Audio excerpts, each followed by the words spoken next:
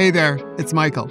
Welcome to Whole Again, the show that can help you navigate today's uncertainty with more mindfulness, resilience, and grace. And today, we're going to talk about pancakes.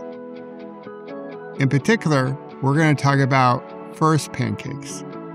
On Fridays, I love delivering a shorter episode for you. And this year, since I'm celebrating the 25th anniversary of my last bad day, that's my near-death cycling accident, as a give back or an action of gratitude, I'm using our Friday episodes to share a weekly tip that I discovered along the way. Some of the tips may hit the mark for you. You might love them. You might say, that's exactly what I needed to hear today, Michael. Other tips, not so much. So as we do, we take what works and we leave the rest behind. So each Friday, I plan to share a short perspective, a shift tip, if you will, that can help you live a more meaningful, a more fulfilling life. And you can step into the definition of what a successful life means to you. And as I mentioned, today we're going to talk about pancakes and embracing imperfect beginnings. When I had my accident, I surprised a lot of people, including me, including my trauma team. They still have no idea how I survived. And I was knocked down. All the way down, if we're thinking about a house, the house was destroyed. Even the foundation was no longer useful. I had to build myself up from the bottom up. So I had many imperfect beginnings as I tried to learn how to do everything all over again, like walking and eventually riding my bike, or what my identity was, or how I could show up in the world intentionally. Even my meditation practice had many imperfect beginnings. And if you've ever made pancakes from scratch, I think you know where I'm going with this. You may even be already on board with this first pancake theory. Although I've spoken to many people over the years, and many people are, no, I've never heard that before, Michael. And then I share it with them, and they're like, oh my God, I love that. So if you've ever made pancakes from scratch, you warm up the griddle, you put some butter on the griddle, if you're not dairy-free, but you make up your pancakes. And inevitably, you're eager. You want those pancakes to come off the griddle. You're hungry, or the kids are hungry. But that first pancake isn't your best one. It might be a little gooey, maybe undercooked because the griddle isn't hot enough. It doesn't have the same color as all the subsequent ones. It's paler. The color looks more like the batter. It certainly doesn't look like all the other pancakes that you'll create. And when you put all the pancakes on the plate, that one looks like an outlier. You're like, that doesn't look all that pretty. But you know what? If you throw some butter on that baby, pour on some maple syrup, it tastes pretty damn good. That pancake, though, is imperfect. This is what often happens when we start something new. We're bad before we're better. We're imperfect, as we always are, but we're trying to take steps towards a more perfect pancake. And if you've gone through anything, if you've gone through small t trauma, big T trauma, if you've been injured, if you've had surgery, if you've had a breakup in a relationship, that first time you're back in action, whether you're doing your sport again, or perhaps you're on a date for the first time in a long time, it's natural to feel awkward.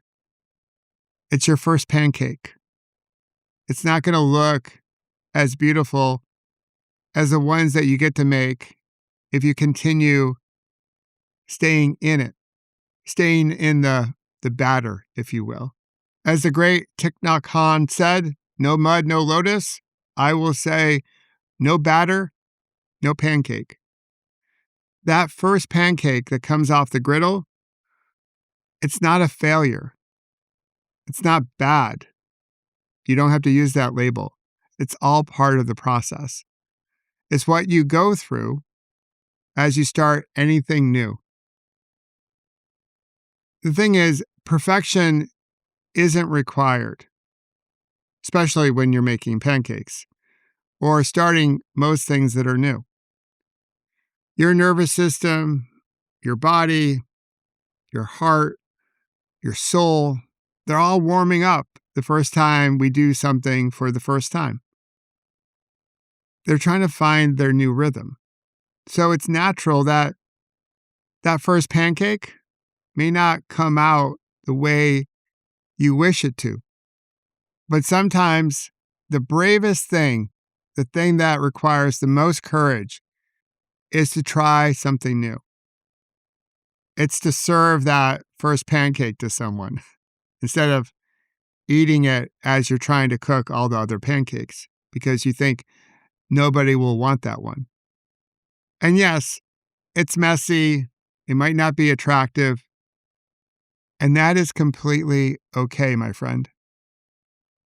Because the goal isn't to get it right the first time. The goal is simply to begin again. And as long as you have your breath, you can begin again and again and again.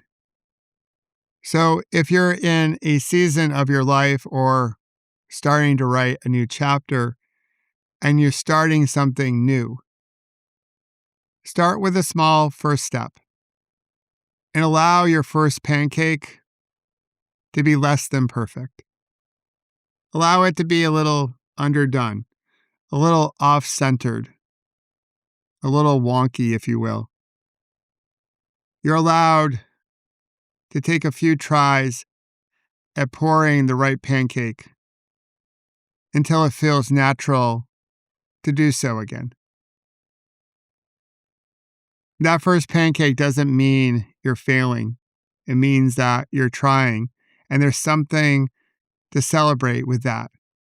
The fact that you're willing to be imperfect as you begin is something worth putting, well, maybe a few chocolate chips and whipped cream and a cherry on top of those pancakes you're dishing up.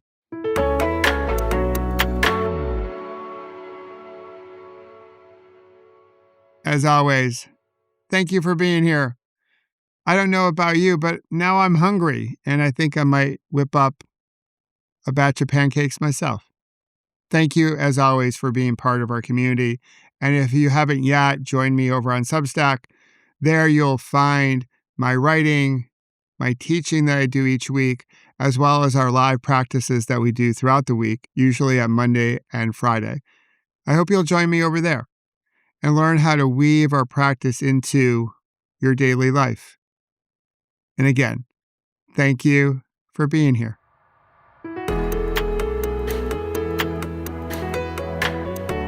And if you wish to further enhance your digital health, I'll invite you to take my smartphone wellness check. And you can access it through the link in the show notes, or you can visit my website, which is michaelobrienshift.com. And it's absolutely free, and it will help you scroll less and live more. And of course, I hope you'll join us here on Whole Again every Monday, Wednesday, and Friday and discover how to heal, grow, and become more resilient, and celebrate our scars as golden symbols of strength and resilience. Until then, remember, you can always come back to your breath. You've got this, and we've got you.